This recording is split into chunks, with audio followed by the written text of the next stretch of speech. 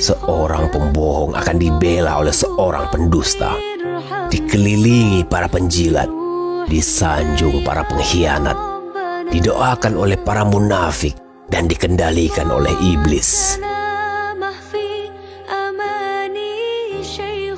Wahai tulang belulang dalam kubur, kami tahu kalian sedang disiksa oleh para malaikat. Kami tahu kalian sedang menyesali perbuatan semasa hidup.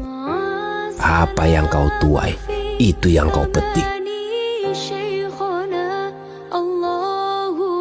Wahai manusia yang masih hidup, ambillah contoh dari tulang-tulang dingin di dalam tanah ini. Ada hidup, tentu ada mati.